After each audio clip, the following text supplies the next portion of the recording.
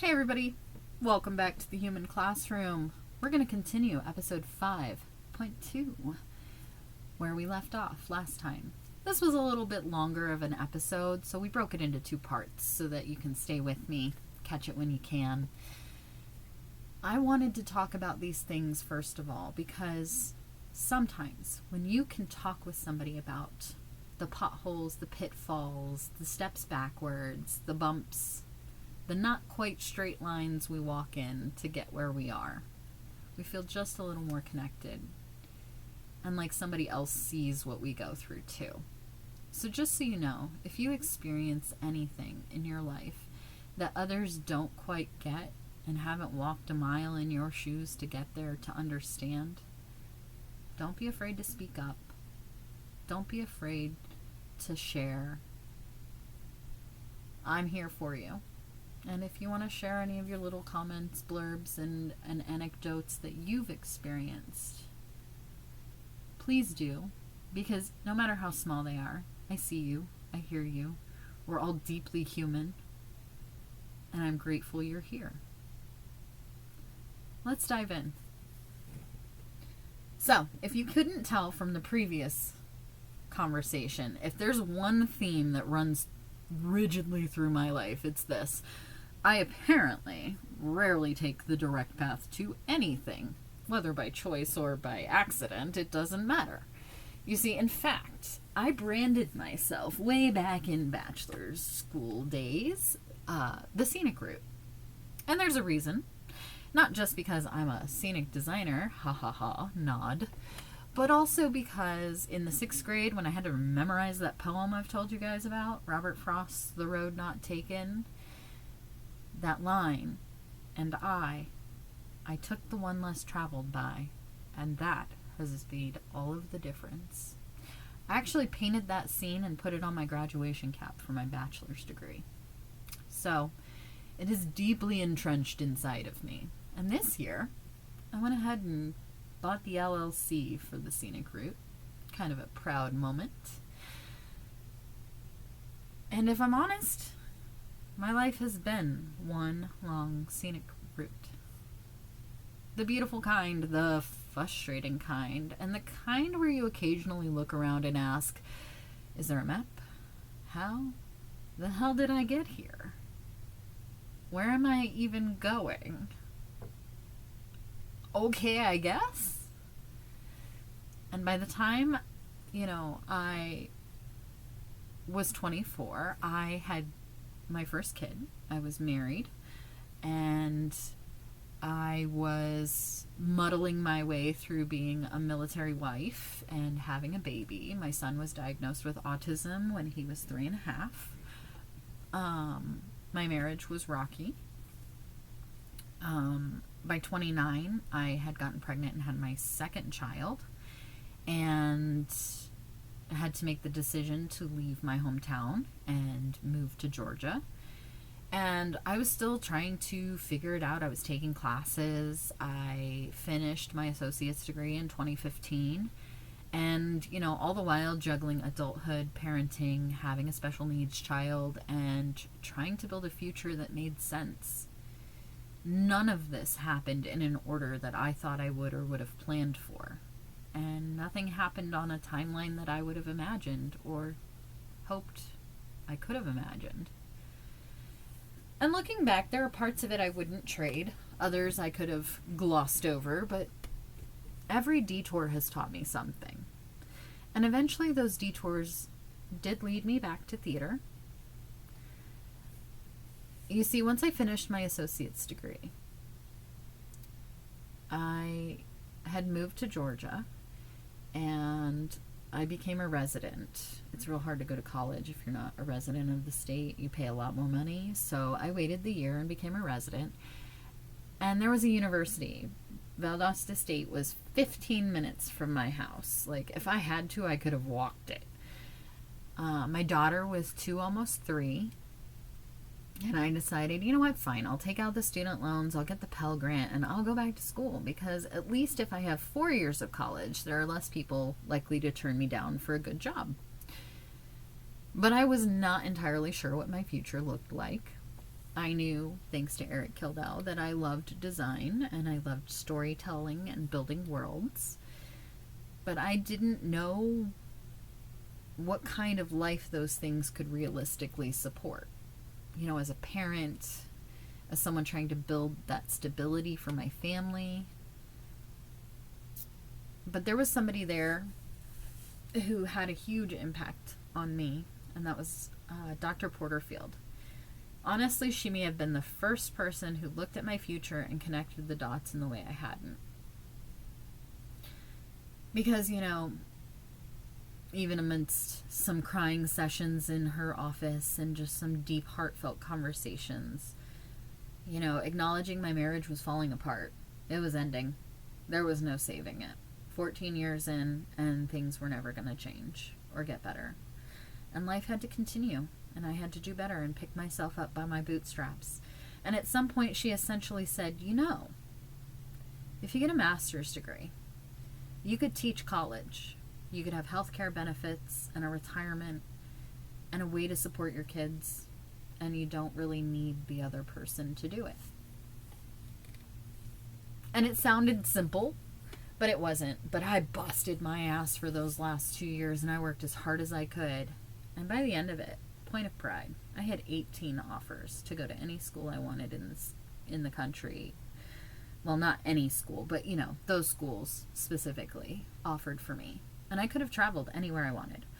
And I chose Ohio. I chose Kent State because there was a professor who is an amazing designer, lovely human being, and just, she was who I wanted to learn from. And she even guided me through first steps of how to build my portfolio up. She would meet with me, and it wasn't because she was hoping to scout me or anything, but because she's a good teacher and she just wants us to be successful, right?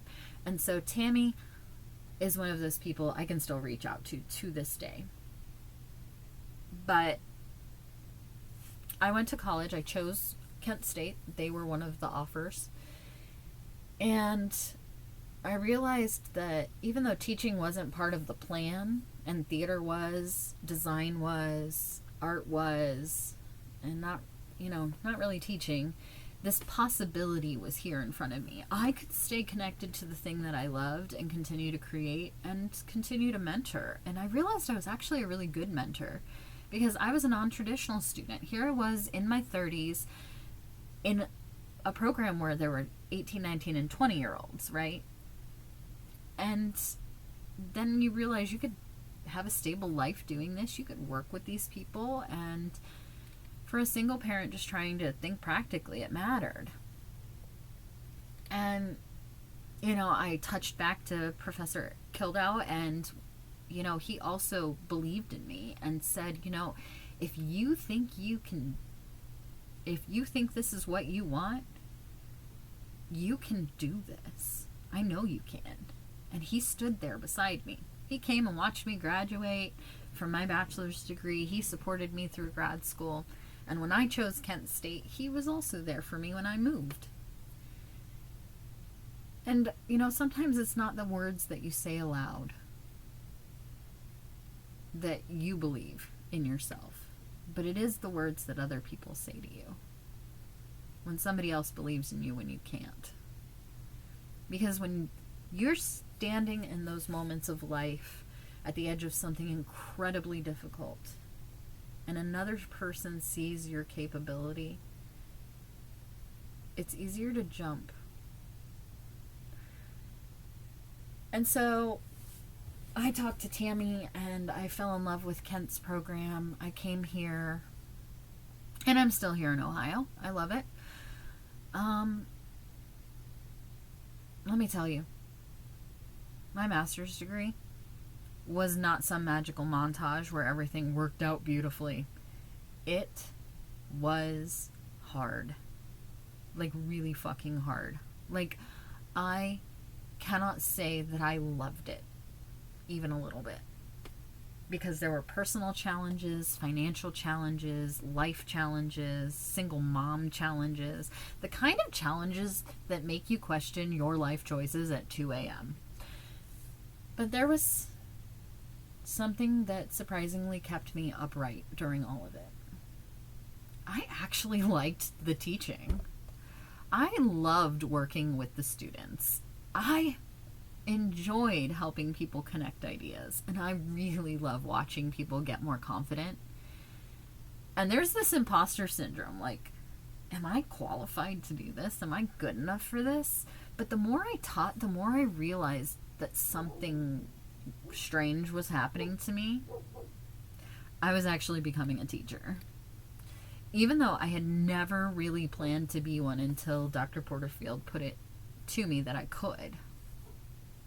I was there.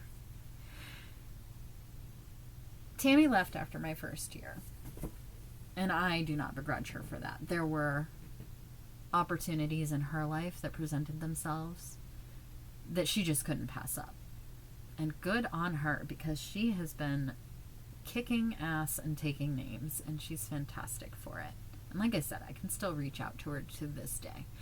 But for me, that was like living in Groundhog Day hell, because it was like I repeated my first year of grad school for 3 years because I had different instructors every year. And nobody wants that when you're trying to get mentorship and grow in a path. Because everybody designs differently, everybody does things differently, and you're just like, oh my God, where's the goalposts for this person? And what do I need to be able to hit for that person? And for me, with my ADHD and my structure and my needs, moving goalposts is like the world's worst for me. But my third year, there was Jenny. And Jenny might be one of the most influential people I've ever met in my life, and one of the most important teachers I've had as an adult. First of all, I don't have to fluff her up because was my teacher.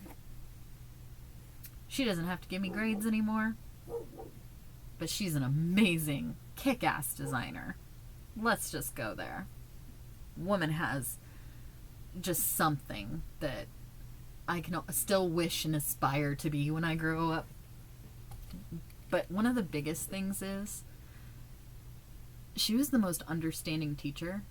She got it. She understood how I thought. And she knew exactly where to challenge me and where to support me, when to light a fire under my ass, and when to kind of rein me in. And she taught me this one lesson that I continue to carry into this PhD, and honestly everything I do today. And I say this with both love and bitter distaste. She taught me to curate.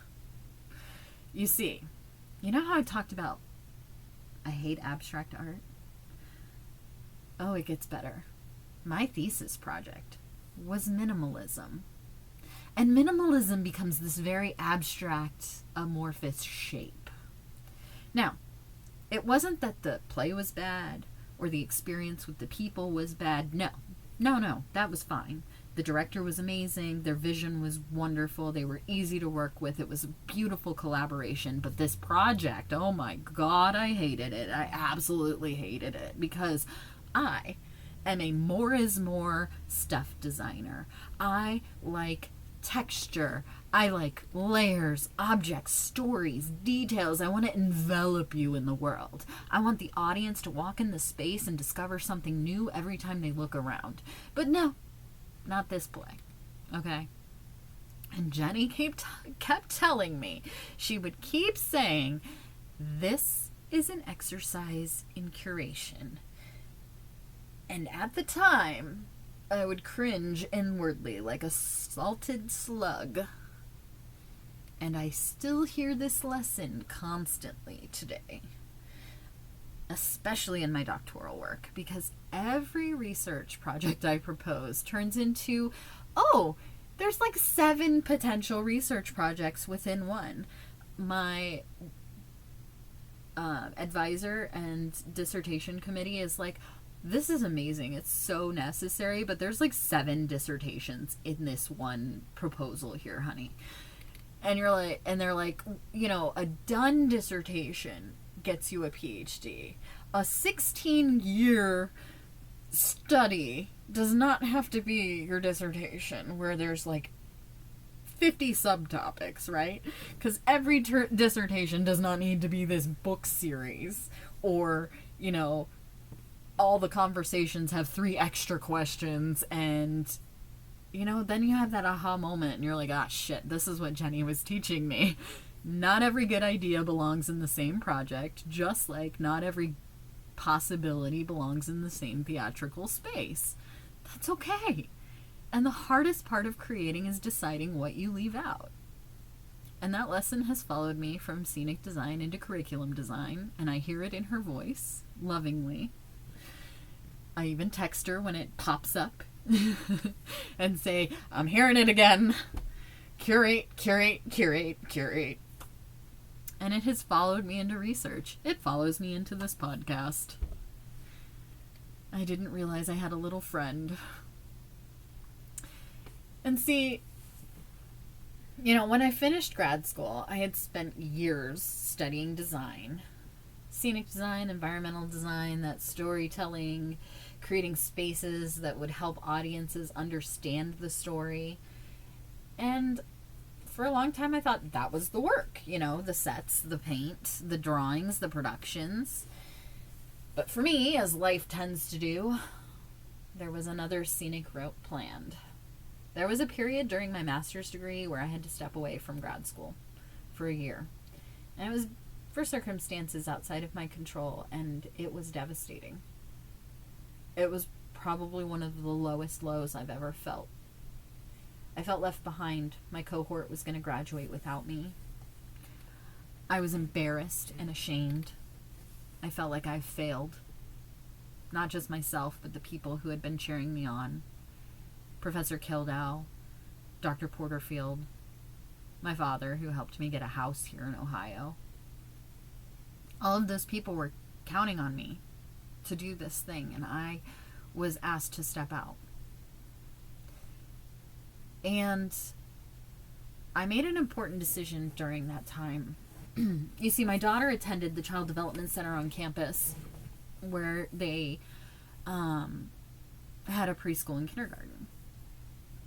And I looked at myself one day and I said, you know what? I'm going to see if maybe I can get a job there. They hire students. And of course, I got a job, and it was awesome because I love the people there. But one of the things I told myself is, by getting a job here, I have to drive by that theater building every day and look at what I'm coming back to. Even if it hurts, I have to look at it and go, I will be back next year.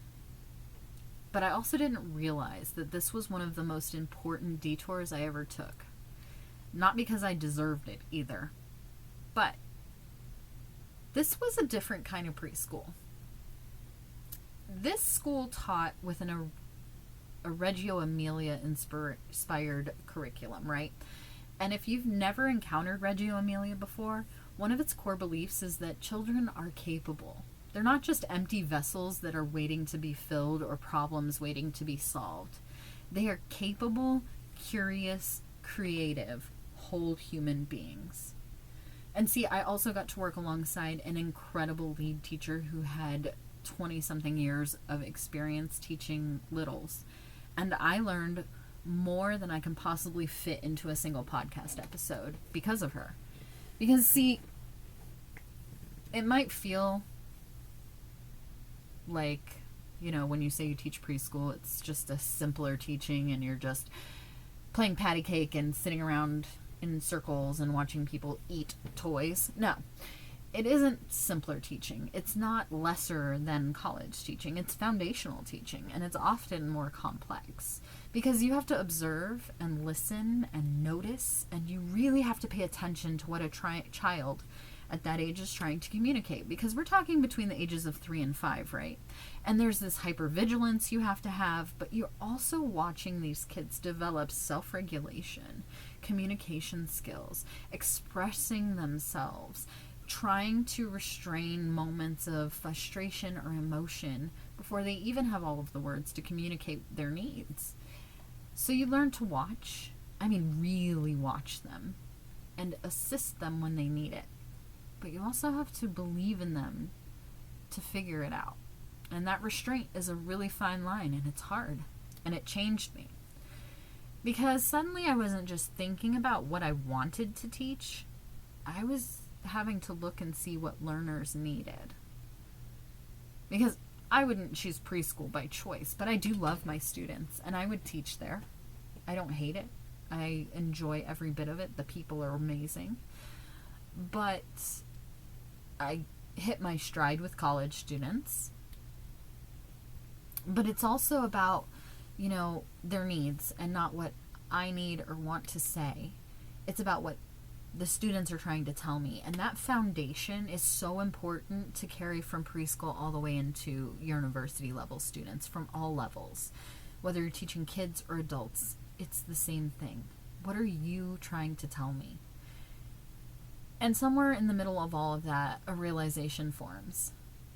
You see, teaching isn't primarily about delivering information. At least not for me. It's about designing experiences. It's about creating environments where people can safely engage, explore, question, fail. And I say that emphatically. A place where people can fail safely, revise their mistakes, and try again while being supported, uplifted, and understood. And that idea followed me everywhere. It followed me back into my last year of grad school when I taught. It followed me back into every theater and place I collaborate in. It has followed me into this curriculum work and this doctoral program and all of my studies. Because the more I work with learners, the more I start noticing something. Not every student enters through the same door. Sometimes it's a window. Sometimes it's, a hole in the roof. Sometimes it's the chimney. Sometimes it's a cat flap or a doggy door. Because some students arrive confident. Some arrive terrified and uncertain. Some are carrying anxiety. Some carry trauma. Some are navigating their squirrel brains like me with ADHD. Some are autistic. Some have learning disabilities. Some have never felt successful in school, and some are convinced they don't belong anywhere before the class ever starts.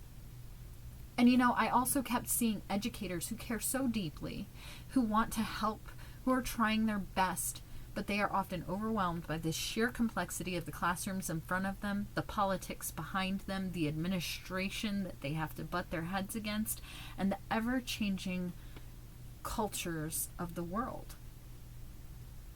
And they're often left standing alone with imposter syndrome just like me. That's when my focus shifted. I wasn't becoming less interested in teaching. In fact, it's kind of the opposite. I'm becoming more interested in helping teach the teachers. I am fascinated with curriculum, by the building of accessibility, instructional design, and by the question of how do we build learning environments that expect human difference from the very beginning, not as an afterthought, not as an accommodation added later, but as part of the original design. Because that's what designers do, right? We anticipate needs, we create pathways, we think about how people move through a space. And the more I think about it, the more I realize something. I have never stopped being a designer at heart. I still design theater. I'm working in a parade right now. I'm always creating. But I did change mediums. I used to just design scenery.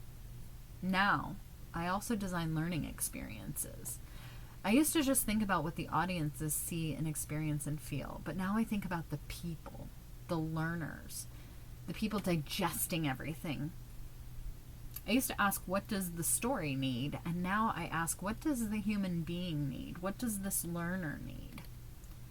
And honestly, those questions aren't as different as they might seem.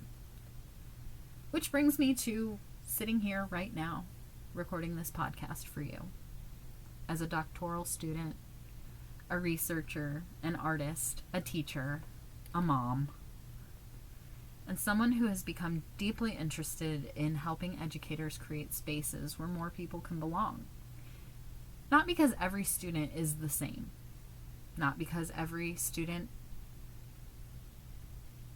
wants to walk the same path. But because every student is human. And maybe that's the thing that I have had to learn all along. You see, the best classrooms aren't built around compliance, they're built around people, and it's why I stay. Because I never planned to be a teacher. I didn't grow up imagining this life. I did not follow a straight path.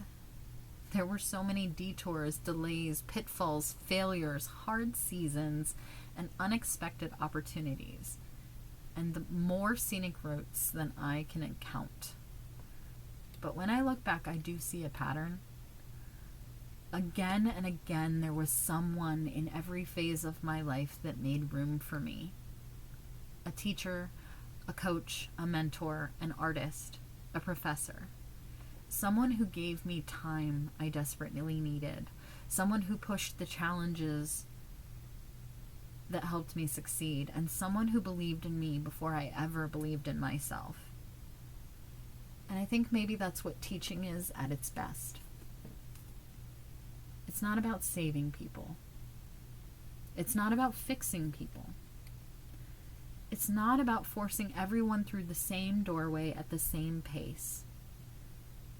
But creating spaces where people can discover what they're capable of becoming.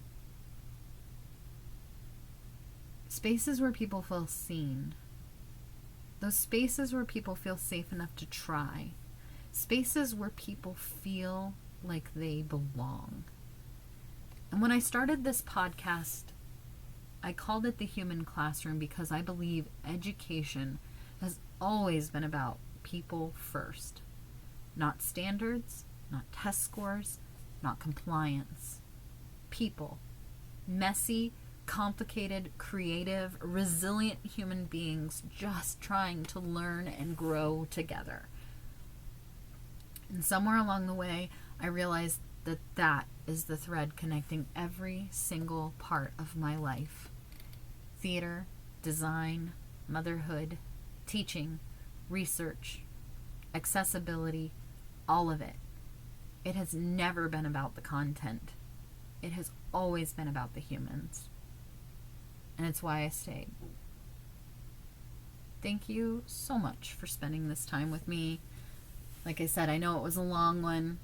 We broke it into 2, but this was important to share because if this episode brought a teacher, mentor, coach, family member, or friend to mind, just take a moment to remember them, reach out to them. Facebook's a magical place. That's how I found Miss Pina again.